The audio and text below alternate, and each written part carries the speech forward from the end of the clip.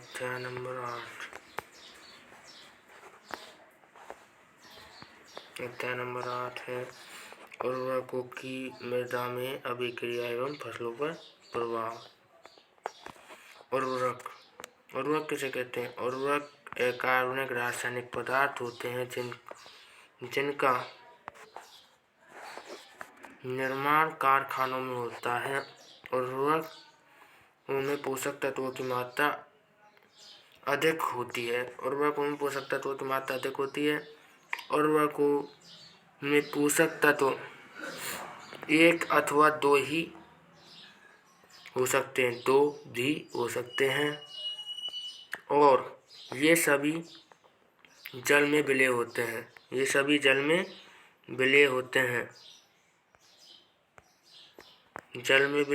हैं।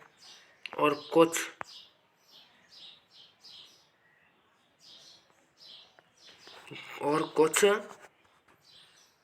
कार्बनिक उर्वरक होते हैं, जैसे यूरिया कार्बनिक उर्वरक है। यूरिया का सूत्र होता है NH2CONH2। यूरिया का सूत्र होता है NH2CONH2। ऐसे भी लिखा जा सकता है इसे NH2 bond CO, C bond double bond ऊपर की ओर O, H बॉन्ड H2O और H2O। उर्वरकों का वर्गीकरण नाइट्रोजन धारी उर्वरक कौन कौन से होते हैं? नाइट्रोजन धारी उर्वरक होते हैं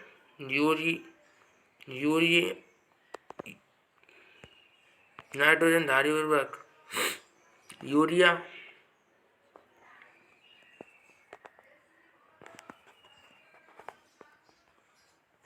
नाइट्रोजन धारी उर्वरक वे उर्वरक होते हैं जिनमें नाइट्रोजन तत्व की अधिकता होती है, नाइट्रोजन धारी उर्वरक कहलाते हैं। नाइट्रोजन धारी उर्वरक कहते हैं। नाइट्रोजन उर्वरक में नाइट्रोजन उर्वरक में नाइट्रोजन किसी यौगिक के रूप में उपस्थित रहता है। इसी आधार पर इन्हें 4 भागों में बांटा गया है।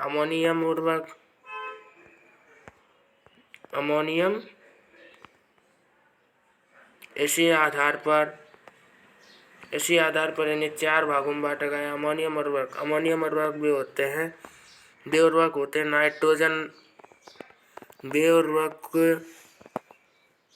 इन उर्वरकों में नाइट्रोजन अमोनियम आयन के रूप में होती है। इन उर्वरकों में नाइट्रोजन किस रूप में होती है?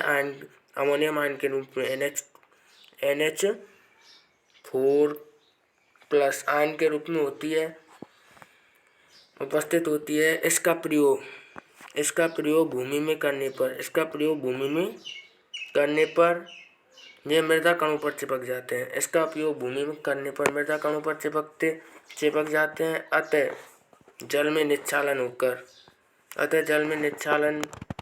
जल द्वारा निक्षालन से इनकी हानि होती है।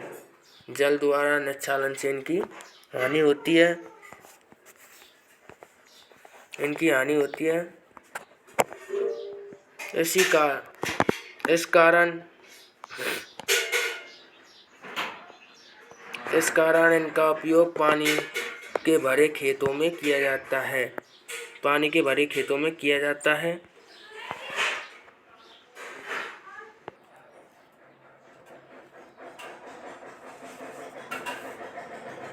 अमोनियम सल्फेट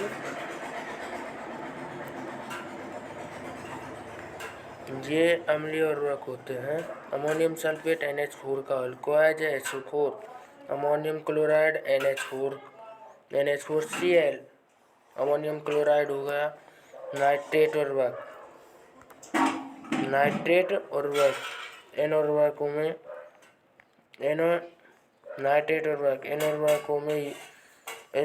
में नाइट्रेट के रूप में उपस्थित होती है। और हम जानते हैं कि पादप अधिकतर नाइट्रोजन को नाइट्रेट के रूप में ग्रहण करते हैं और नाइट्रोजन के रूप में ग्रहण करते हैं।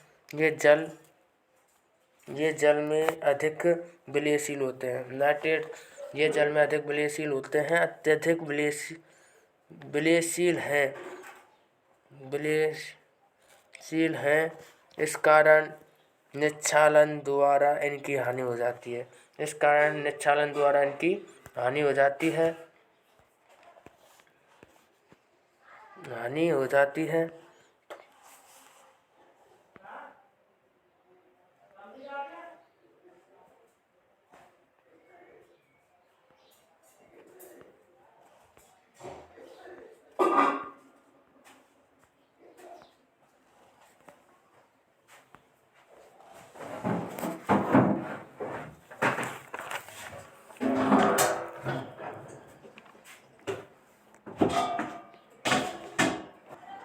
फास्फोरस युक्त उर्वरक इन उर्वरकों में फास्फोरस तत्व की मात्रा की अधिकता पाई जाती है। इसलिए फास्फोरस उर्वरक कहते हैं। इन्हें तीन भागों में विभाजित किया गया है। जल में विलयशील फास्फेट युक्त उर्वरक और साइट्रिक अम्ल में विलयशील फास्फोरस युक्त उर्वरक। जल में साइट्रिक अम्ल में फास्फोरस युक्त उर्वरक।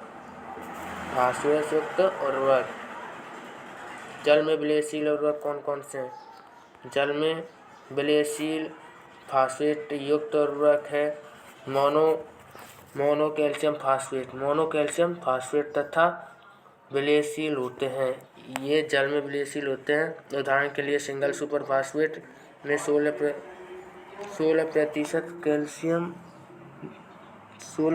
फास्फोरस पाई जाती है। सिंगल सुपर फास्फेट में ट्रिपल सुपर फास्फेट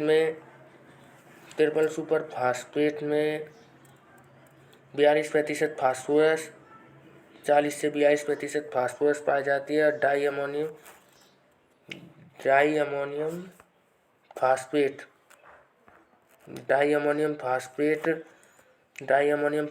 में 18% नाइट्रोजन व 46% फास्फोरस पाई जाती है। साइट्रिक अम्ल में विलयशील और फास्फेट युक्त उर्वरक। ये डाई कैल्शियम फास्फेट होते हैं। जल में अविलयशील होते हैं और उदाहरण के लिए बेसिल स्लैग में 13 से 18% फास्फोरस पाई जाती है। डाई कैल्शियम फास्फेट में 34 से 39% फास्फोरस पाई जाती है। और रेनेनिया फास्फेट में 23 से 26% फास्फोरस पाई जाती है। हड्डी का चूरा फास्फोरस युक्त उर्वरक। हड्डी में फास्फोरस पाई जाती है। रेनेनिया फास्फेट युक्त उर्वरक है।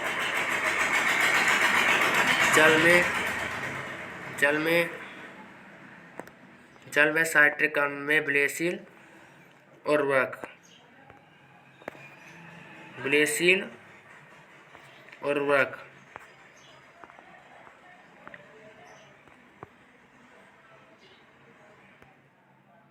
ये जल में साइट्रिक अम्ल दोनों ही एब्लेशील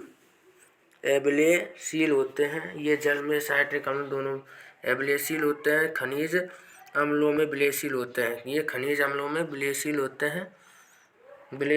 उदाहरण के लिए रॉक फास्फेट उदयपुर एवं मंसूरी में उत्पादन होता है। रॉक फास्फेट का उदयपुर मंसूरी में वो होता है उत्पादन हड्डी का चूरा और इसमें रॉक फास्फेट में 20 से 40% फास्फोरस पाई जाती है।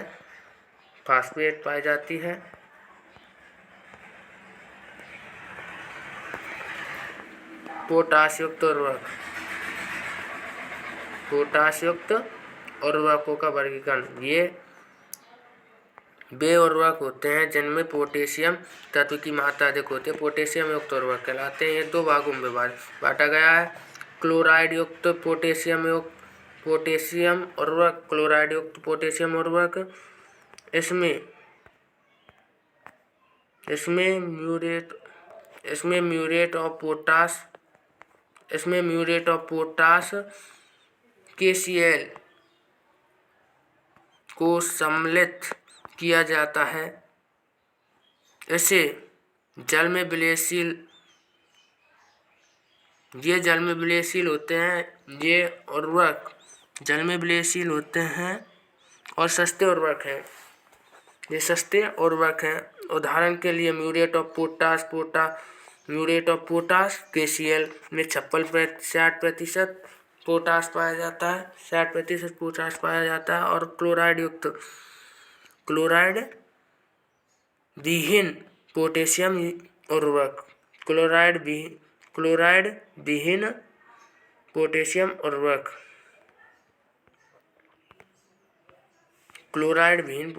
उर्वरक, इनमें potassium sulphate, potassium carbonate, potassium oxide सम्मिलित होते हैं। ये पोटेशियम सल्फाइड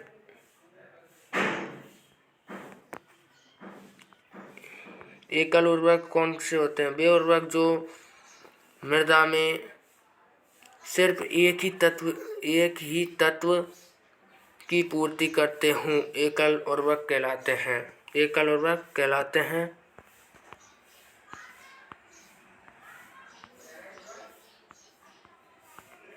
यूरिया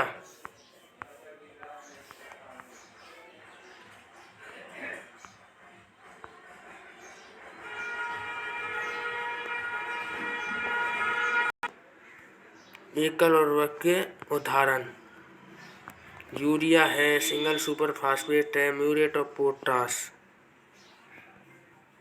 यौगिक उर्वरक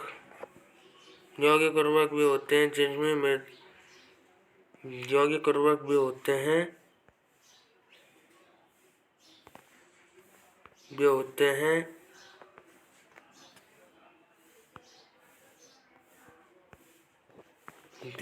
यौगिक उर्वरक भी मृदा में एक से अधिक पोषक तत्व उपलब्ध कराते हैं, यौगिक उर्वरक कहलाते हैं। जैसे DAP, डाई अमोनियम फास्फेट यौगिक उर्वरक।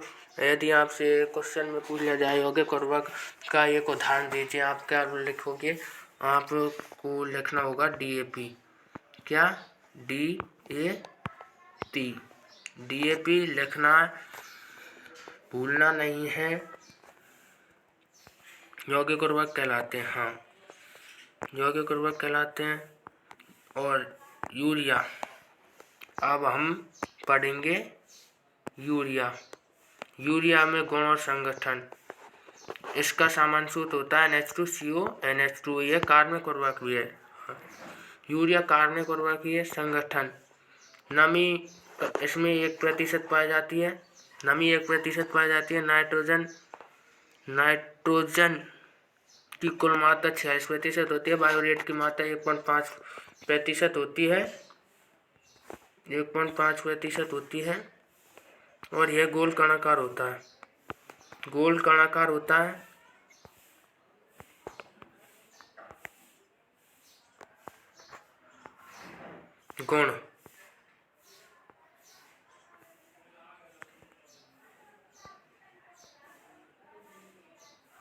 गुण यूरिया के गुण, यह सफेद दानेदार होता है, जल में घुलनशील होता है, नमी शीघ्र ग्रहण करता है। यह नमी को शोषण करता है, मतलब सब नमी को ग्रहण करता है। इसमें नाइट्रोजन 46% पाई जाती है। 46% पाई जाती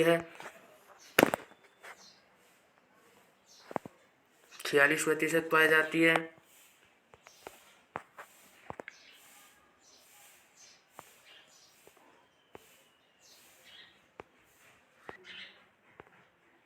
यूरिया का मृदा में अभिक्रिया। यूरिया में यूरिया में नाइट्रोजन एमाइड के रूप में उपस्थित होती है। इस रूप में नाइट्रोजन पौधे द्वारा सीधा ग्रहण नहीं किया जाता, इसलिए पहले अमोनियम आयन फिर नाइट्रेट आयन में बदलता है और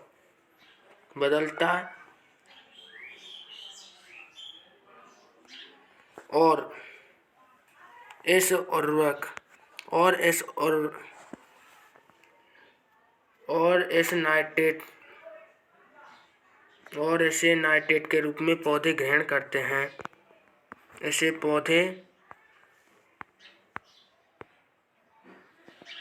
पौधे नाइट्रेट के रूप में ग्रहण करते हैं। और इस क्रिया में यूरिया सर्वप्रथम जल से क्रिया करके अमोनियम कार्बोनेट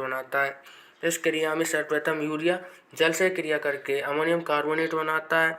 और ये अमोनियम कार्बोनेट टूटकर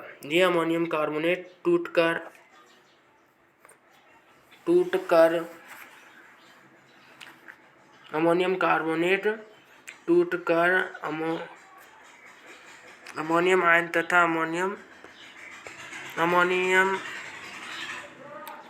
मृदा में अमोनियम आयन युक्त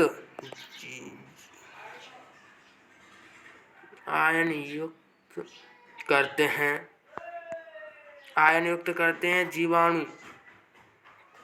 जीवाणु क्रिया में बदलता है। अमोनियम आयन को पहले नाइट्रेट में बदला जाता है, फिर नाइट्रेट में बदल जाता है। और इसे पौधे द्वारा सीधा ही ग्रहण कर लिया जाता है।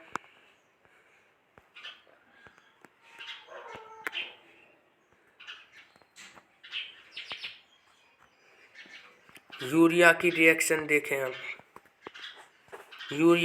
यूरिया जल से क्रिया करके और यूरिया में यूरिएज एंजाइम होता है, जिसके कारण यूरिया अमोनियम कार्बोनेट में बदलता है। अमोनियम कार्बोनेट टूटकर किस में बदलता है? अमोनियम आयन तथा कार्बोनेट आयन में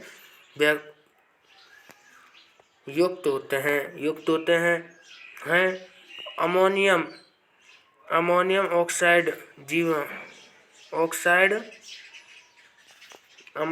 ऑक्साइड नाइट्रोसोमस जीवाणु के कारण नाइट्राइड प्लस जल से नवजात हाइड्रोजन प्राप्त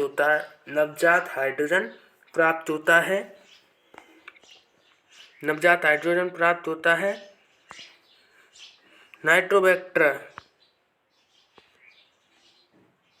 नाइट्राइड ऑक्साइड से क्रिया करके फिर दोबारा नाइट्रोबैक्टर जीवाणु द्वारा किस में बदला जाता है? नाइट्रेट में, जिसे पौधे सीधे ही ग्रहण कर लेते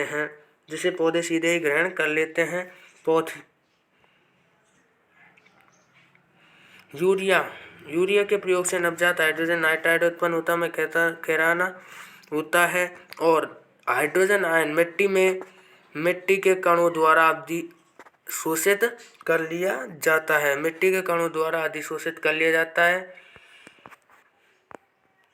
अमोनियम आयन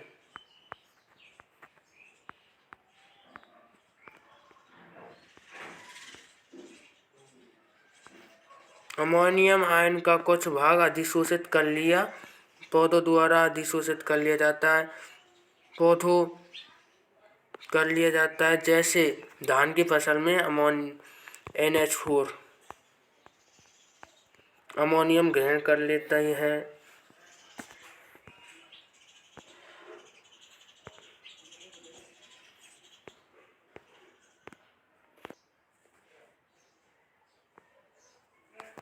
अमोनियम आयन बदला जाता है। यूरिया का सूत्र होता है NH2CO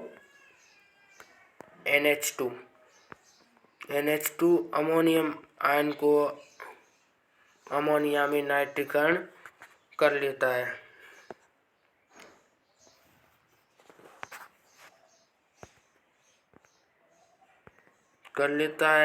इस प्रकार हाइड्रोजन आयन मृदा में अधिशोषित होकर मृदा की अम्लता बढ़ाते हैं और अम्लता को खत्म करने के लिए कैल्शियम कार्बोनेट का उपयोग करते हैं। अम्लता को खत्म करने के लिए कैल्शियम कार्बोनेट का प्रयोग करते हैं और 100 किलोग्राम 100 किलोग्राम यूरिया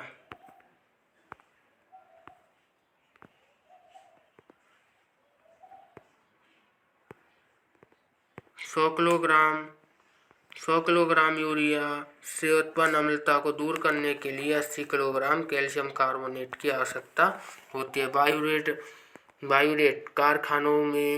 बायोरेट कैसे कहते हैं? कारखानों में यूरिया के निर्माण के दौरान यूरिया के दो अणुओं से मिलकर आपस में बायोरेट में बदल जाते हैं और यूरिया में बायोरेट की मात्रा 1.5 से अधिक होने पर फसलों पर विषैला कुप्रभाव डालता है।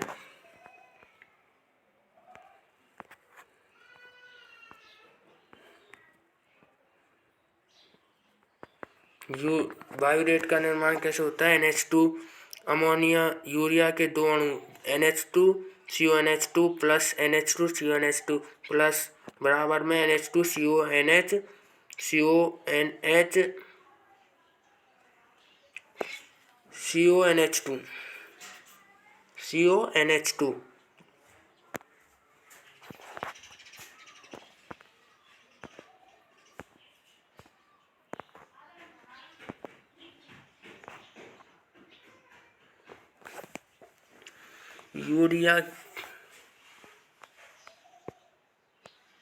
यूरिया का खड़ी फसल पर प्रभाव क्या पड़ता है? यूरिया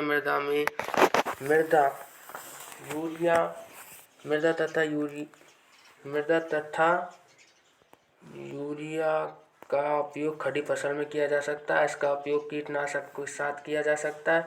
यह सभी प्रकार की फसलों के लिए उत्तम उर्वरक है। यूरिया का प्रयोग फसल का बोते समय शेष मात्रा 2 हिस्सों में करके, एक फसल की वृद्धि के समय, दूसरा फलियां या पत्तियां बनते समय किया जाता है। यूरिया पत्तियों पर छिड़काव हेतु एक उत्तम प्रभावशाली उर्वरक है।